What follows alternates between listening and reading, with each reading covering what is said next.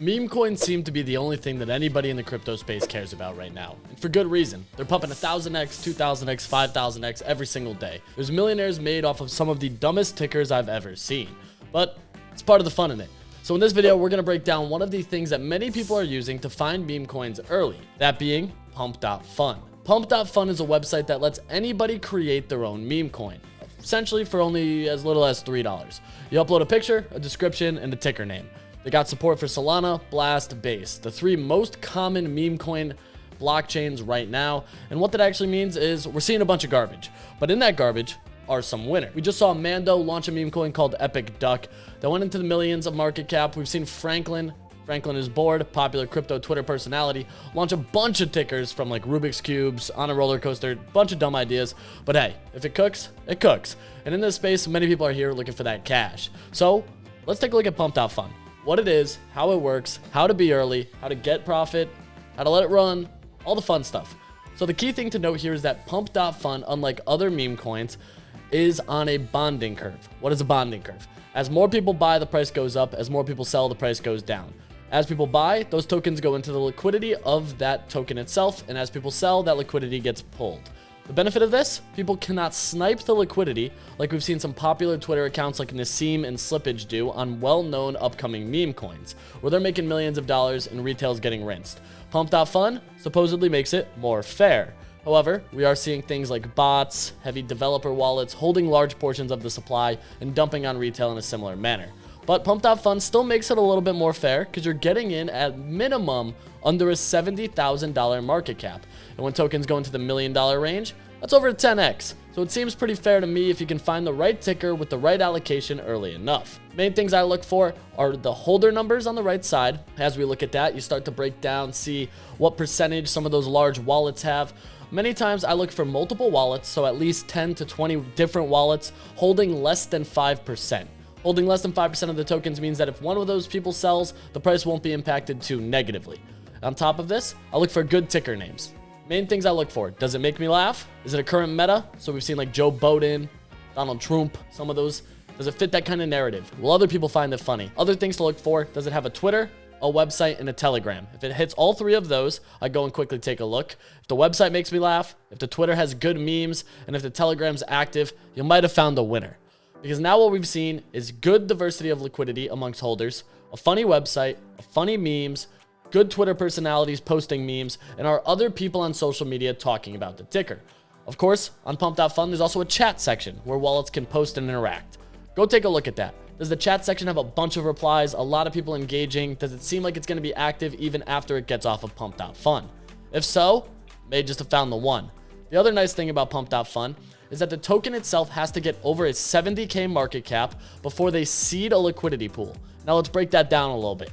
What that means is that once it gets over that 70K market cap, they create an actual liquidity pool on the chain, where now that token can trade on things like Photon, a well-popular trading bot, Radium, Jupiter, and other decentralized exchanges where you can swap the token for this meme coin.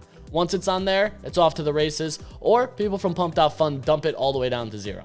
Really, this is the riskiest part, and many times where I've found profit is selling tokens that I don't think are going to do well after that on the bonding curve, because what I'm actually selling into is other people's liquidity and not directly in a PvP manner, but against this bonding curve we talked about earlier. The other thing here is if I found a token that looks pretty good, we just saw OJ Simpson, RIP, have a ticker that was called a gently worn glove. Of course, if the glove doesn't fit, you got to acquit. And that token went to $1 million. I got in around 25K, sold it at about 250K. Hit it 10X, left a 400X on the table. You live and you learn, okay? But aside from that, that's one of those ones where I said good ticker, had socials, thought people on social media outside of the devs and founders would talk about it, and it had great holder disparity. Many people only held as much as 2% of the token, which gave it room to run once it got off of Pump.Fun. Pump.Fun does have inherent risks though. There's thousands, if not hundreds of thousands of tokens launching every day. So finding those diamonds in the rough is a lot easier said than done. But where I've also found success is finding those micro caps.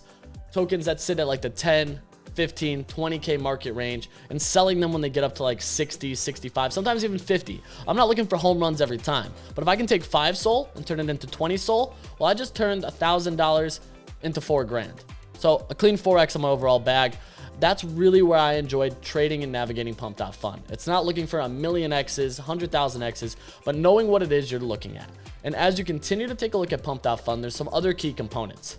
Things like King of the Hill, which is where it gets on the big screen of Pump.Fun. Many times you can see a ticker up there.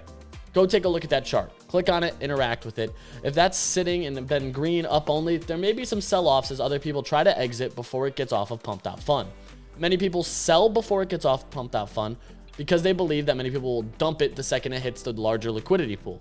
So you do tend to see volatility near the 60 to 70K market cap range. Many times if you got in at the 20K, may not be a bad time to sell. You have a 3X. It's all about realistic expectations, especially in the meme coin market. You're not going to hit 10X's every time.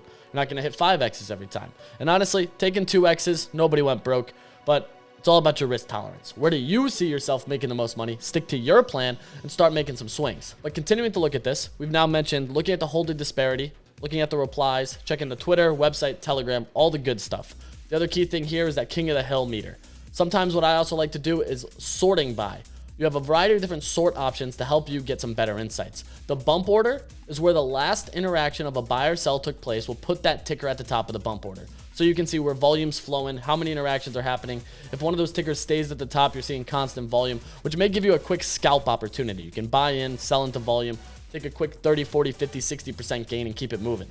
But the other one I like to look at is creation time. I like to sort by creation time to try to catch a brand new ticker early. If I can see a good meme, if I can see a good meta, and what I mean by meta is many tokens that are launching and doing well, you'll see other copycats of new ideas start to do that. We saw a cat coin meta launch for a while, and basically melon cat, strawberry cat, banana cat, anything that was a fruit and a cat did well. So I was watching creation times and trying to get in early. Of course, with the OJ Simpson news, once again, RIP, I knew that someone would make a meme coin about it. So I quickly went to creation time, looked for the first ticker that hit Pump.Fun that had to do with OJ Simpson after the news, and bought into it. So look at creation time, look for metas, see what coins are making it to King of the Hill and ultimately onto Radium, and try to follow that trend. The trend is your friend, especially on meme coins and Pump.Fun. Follow volume, follow trends, laugh, enjoy the ride, and I can't say it enough. If you see a meme, you see a ticker, and you start laughing, buy it. Your gut is usually the best indicator, and in this case, if the meme makes you laugh, you buy it. I don't know how many more times I got to say that.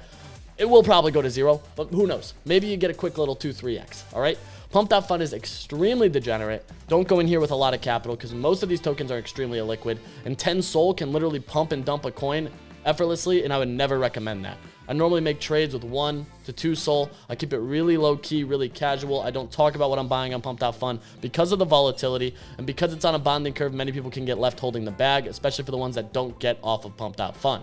But all in all, there's a lot that you can do on Pump.Fun. The best course of action that you can take is start with a low amount of capital. You can buy into tokens with as low as 0.1, 0.01, 0.05, and just start getting a feel for it. Try to figure out a method that works for you. Enjoy the ride. See what trades, what memes, what coins, what metas fit the best narrative for you. Of course, none of this is financial advice. This is extremely degenerate behavior, extremely risky. But people are making some bags, so I figured why not help you understand how I'm looking at Pump.Fun. I'm not holding these coins long at all. I'm getting in and out, trying to compound the gains and continue pushing. But if you learned something new in this video, hit the like, hit the subscribe, keep it easy, and we'll catch you next time.